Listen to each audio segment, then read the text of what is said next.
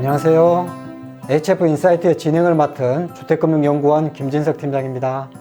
네, 안녕하세요. 주택금융연구원 하지은 대리입니다. 오늘은 이렇게 다른 분위기로 한옥에서 인사드리게 됐습니다. 안녕하십니까. 저는 건축가 덴들라 다니엘입니다.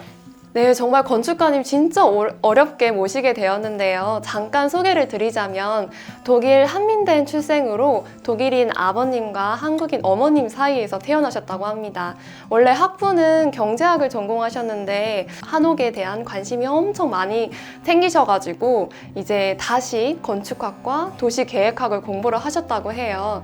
지금 현재는 서울에서 건축사 사무소를 운영하시면서 한옥을 포함한 여러 건축 설계 작업을 하고 계시고요. TV에도 여러 군데 이제 출연을 하시면서 한옥의 우수성을 전 세계에 알리고 계십니다.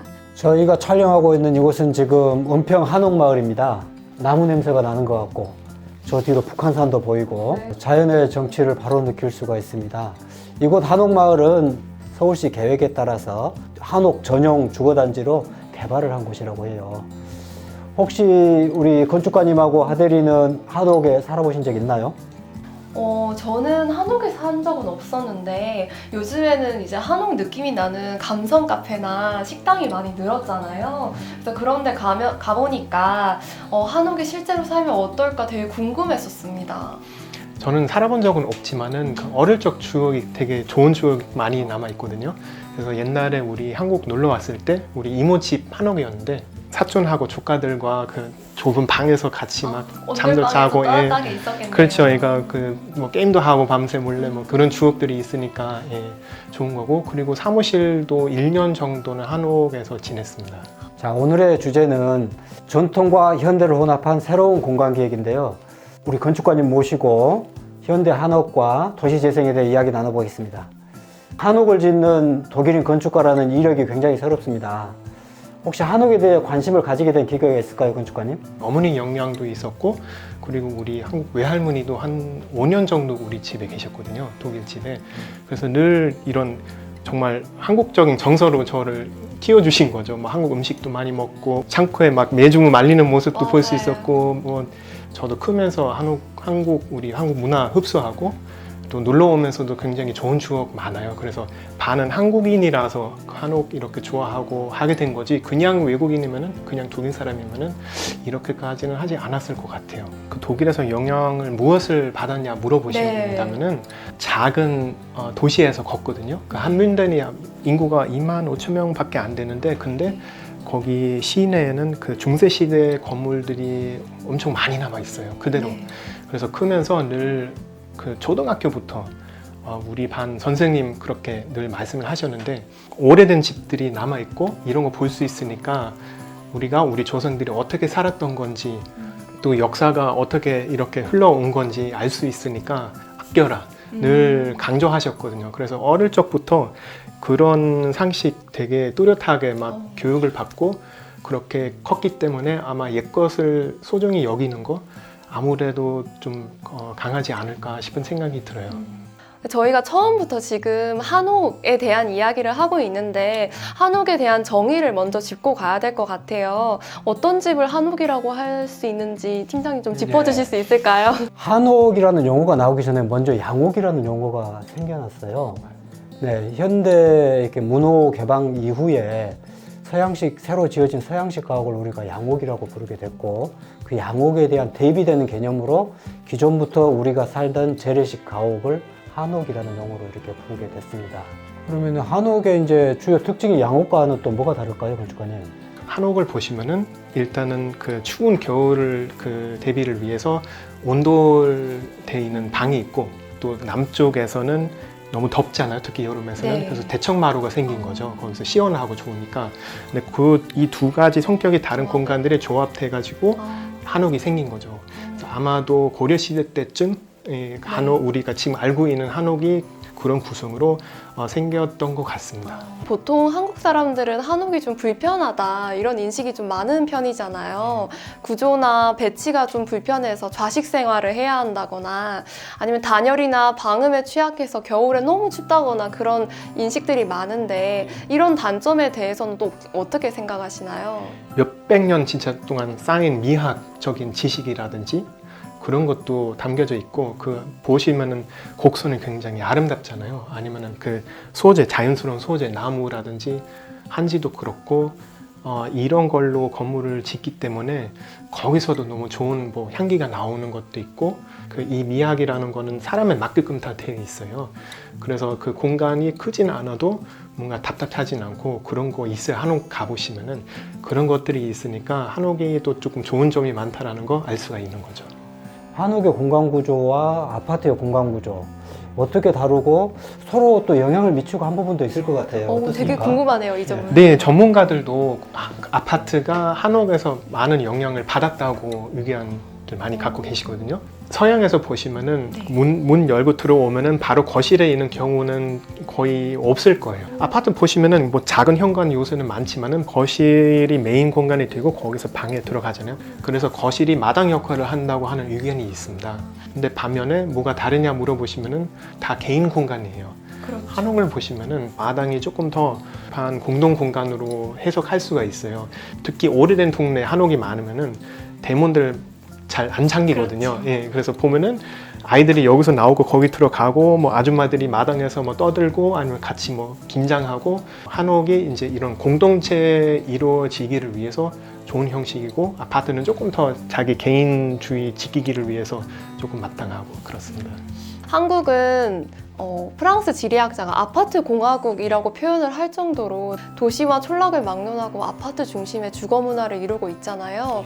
그래서 한옥이 구시대의 상징으로 뭔가 비춰지고 반대로 아파트는 뭔가 서구화돼 있고 현대화된 그런 상징으로 되어버렸는데 이런 변화 과정에 대해서는 혹시 어떻게 생각하시는지 좀 궁금합니다. 네, 일단은 우리나라만큼 그 아파트 문화가 대중화된 나라는 아마 세계적으로 없을걸요. 굉장히 급속하게 그 경제 성장을 했잖아요. 근데 네. 그 당시는 또 급하게 많은 그 주거 공간이 필요했고 아파트로 해결한 거죠. 급속 성장기가 지금 끝나고 조금 경제가 성숙한 단계로 넘어왔잖아요. 사람들의 인식도 조금씩 바꾸고 있는 것도 느껴지고 있습니다. 이제는 나만의 집이라는 거 앞으로는 좀 달라지지 않을까 싶다는 생각이 듭니다. 우리나라처럼 국토도 좁고 인구가 도시에 집중을 해 있으면은 아파트 위주로 갈 수밖에 없지 않느냐 그런 의견도 있거든요. 예, 이런 의견도 많이 들리기는 합니다만은 제가 봤을 때는 조금 오해가 있는 생각이에요. 왜냐면은 너무나 우리 땅이 좁아서 아파트 지어야 된다 생각들 많이 하시지만은 따져보면은 특히 재개발되는 동네 한번 보시면은 인도 밀도가 보통 재개발된 후에는 낮아집니다. 가장 인도 밀도가 높은 지역은 보통 이런 다세대 주택 지역이에요. 그러니까 붉은 벽돌로 지어진 동네들이 아직 많지 않습니까? 그 80년대, 90년대까지 지었던 동네, 거기서는 인도 밀도가 가장 높습니다. 그래서 제가 봤을 때는 인도 밀도 문제보다 조금 경제적인 투자적인 이유로 진행이 되는 거죠. 우리가 한옥 건축하면은 뭐 경주나 전주, 안동 같은 이렇게 옛날 도시가 먼저 떠올리게 되는데 건축가님이 주로 작업하신 공간은 이제 은평 한옥마을부터 해서 뭐 옥인동, 북촌 이렇게 도시에 있는 현대식 한옥이거든요. 건축가님이 작업하시면서 어떤 그 도시형 한옥에 어떤 전통을 되살리고 싶으신지 그게 궁금합니다. 일단 작업이 어떤 작업이냐부터 한번 봐야 되는데 리모델링하고 그 신축 설계 일단은 성격이 좀 다르게 보셔야 돼요. 리모델링 했을 때 일단 기존 건물을 한번 파악하고 조사한 다음에 그러니까 살려야 될 요소 있는지 보고 있는 거 조금 우리가 존중을 하면서 설계하는 스타일이고요. 그래서 리모델링 하시면은 옛 것을 남아 있는 걸로 좀 좋은 분위기 낼 수가 있어요. 뼈대를 남아 그렇죠. 두고, 예. 네네. 보통 뼈대 아니면은 또 다른 요소 있을 때 살리고 그런 맛은 신축에서 내기가 어렵지만은 대신 신축 설계하면은 조금 더 자유롭습니다. 두 개 다 뭐 단열 처리라든지 조금 편의 시설 뭐 이런 거 우리 현대인들이 조금 편하게 살 수 있게 하는 거죠. 예. 그럼 이런 도시형 한옥 혹은 현대식 한옥이 아파트를 대체할 수 있는 새로운 주거 형태가 될 수 있을까요? 저는 사실 한옥이 아파트를 대체를 해야 한다고 생각을 하지 않아요. 그냥 아파트는 아파트대로 갈 거고, 단 지금 모든 게 아까 우리 이야기 나눈 것처럼 아파트를 위해서 유일하게 되어 있기 때문에 모든 시스템이요. 그렇죠. 네. 그 시스템까지. 그래서 그거는 조금 더 사람들이 조금 더 이제 그 자유롭게 다른 주거 형태 선택할 수 있게만 사항이 되면은 한옥은 자기 자리 자연스럽게 찾을 거라고 생각을 합니다. 자, 이제 서울이라는 이야기를 한번 해볼까 합니다. 서울이라는 도시가 과거 전통과 현대 기술이 잘 융합된 도시라고 생각이 되는데요. 건축과의 관점에서 봤을 때 서울의 매력이 뭐라고 생각하십니까? 예, 그 특히 외국인들한테 물어보시면은 서울이 뭔가 너무 다양해서 좋다고들 하거든요. 일단 지형적으로 그 아름다운 산의 모습도 너무 좋고, 그리고 주거 형태도 너무 다양해서, 그러니까 아파트가 있는 반면에 이런 붉은 벽돌에 이런 그 동네도 많고, 그리고 뭐 한옥이 많은 골목길도 많고, 다 재생적으로 막 형태가 너무 재밌다고들 많이 합니다.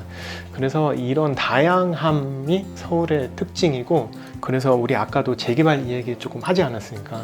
그 재개발 앞으로도 계속 만일에 더 되면은 이런 다양성이 더 없어지고, 그러면 아파트밖에 없으면은 그 서울이 무슨 매력이 있겠습니까?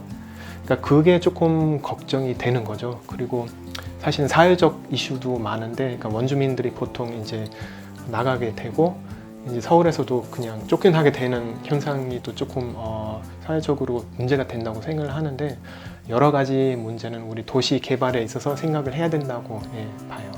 건축학적으로 되게 특별한 의미를 가지고 있는 장소 중에 하나로 세운상가를 언급을 하셨더라고요. 특별히 이제 세운상가 인근에 건축 사무소를 또 설립하셔가지고 운영도 하고 계신데 어떤 의미가 있어서 이렇게 강조를 하시는 건가요? 건축물이라는 거 사회적인 그 사항이라든지 사람들이 살았던 모습이라든지 담겨져 있지 않습니까? 맞습니다. 그 시절을 표현을 하는 거고, 그런 시절이었기 때문에 그런 규모의 그런 건물이 가능했던 거예요. 물론 지금 세운상가 주변이 재개발되는 일은 조금 걱정스럽지만은, 근데 세운상가 자체 유지하는 거, 그 작업은 되게 긍정적으로 생각을 하거든요. 오랫동안은 이제 사업을 해오시던 분들이 가게나 이런 거 유지할 수 있게 노력을 하고, 젊은이들도 많이 와서 뭐 카페도 하고 식당도 하고, 그래서 그거는 되게 좋다고 생각을 하고, 단 지금 주변하고 조금 포함해서 그런 작업을 더 했으면 좋겠다는 생각 많이 합니다. 자, 이제 자연스럽게 서울의 도시재생 이야기로 넘어가 보겠습니다. 정부와 서울시에서 우리 구도심 내에 낙후된 지역의 환경을 개선하기 위해서 도시재생 사업을 지금 꾸준히 하고 있습니다. 정주여건 개선 사업도 있고, 골목길 활성화 사업도 있고, 뭐 문화유산 보존 뭐 그런 사업도 있고, 몇 가지로 이렇게 나눠서 하고 있는데요. 서울시의 도시재생 사업 어떻게 평가하십니까? 저는 이외로 이런 작업 더 늘렸으면 좋겠다고 생각을 해요. 근데 물론 재개발 못하게 하면은 사실 반대를 하는 사람도 많을 거 아니에요. 재개발하면은 돈 벌 수 있는데 왜 못하게 하냐 하면은, 그래서 제 생각이 그런 문제 해결하려면은 그만큼 또 무슨 인센트를 줘야 돼요. 그런 시스템 조금 잘 되어 있어야 되는데, 이런 면에서는 우리 조금 다 노력을 해서 좋은 방법을 찾아야 된다고 봅니다. 서울에서 물레동 창작촌하고 성수동 수제화 거리는 옛 공장 단지가 도시 재생으로 좀 활성화된 사례로 지금 저희들이 평가할 수 있거든요. 그런 사례에 대해서 어떻게 생각하세요? 네, 이런 작업은 전 일단 기본적으로 긍정적으로 생각을 합니다. 저도 처음 물레동 갔을 때 아직 기억에 남는 거, 거기서 공연장 거기서 서울시에서 마련을 했는데, 거기서 공연 보러 갔더니 너무 좋았던 거예요. 근데 왜냐하면 이런 그 공간이 있어야 뭐 연주하는 분들 기회가 생기고, 그런 공간들이 생기는 것도 너무 좋았고, 옛날 골목도 유지되고, 그 옛날부터 작업해온 분들의 모습도 아직 볼 수 있으니까 굉장히 이제 흥미로웠다는 추억이 있어요. 해외에서도 이렇게 쇠락한 지역 혹은 낙후된 지역을 다시 문화예술 활동가들 중심으로 부흥시켰던 그런 사례들이 있나요, 팀장님? 영국의 리버풀이 이제 가장 좋은 사례가 될 것 같아요. 리버풀 같은 경우에는 영국이 산업혁명으로 이제 한참 세계 경제를 지배하던 시절에 해상 무역항으로 이제 굉장히 활성화되던 도시거든요. 제조업이 몰락하게 되면서 해상 물동량도 줄어들고 그러면서 리버풀은 정말 그 범죄의 도시로 한때 전락을 했다고 합니다. 축구 좋아하시는 분들은 이제 리버풀 FC, 그 다음에 이제 음악 좋아하시는 분들은 이제 비틀즈 멤버들이 거기 출신이기 때문에.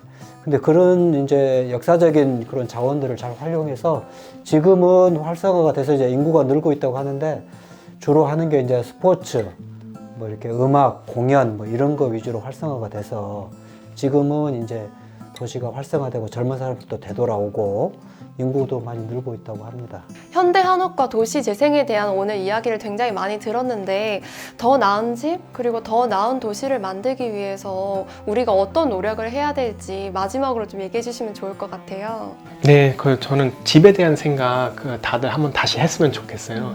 주거 공간이 좀 많이 소비되는 것처럼 돼버렸다는 생각 가끔 들 때가 있어요. 그렇죠. 그러니까 돈이 생기면은 그냥 쉽게 이사 가고 다 비슷비슷하니까 더 좋은 동네, 더 큰 집, 더 좋은 브랜드, 자동차처럼 막 쉽게 바꾸잖아요. 근데 그런 것부터 지금 조금 더 내 집이라는 개념이 생겼으면 좋겠어요. 왜냐하면은 집이라는 거 사실 우리한테 가장 중요한 공간이거든요. 우리 태어나고 거기서 크고 이제 배우고 밥 먹고 이제 싸우고 다 집에서 이루어지잖아요.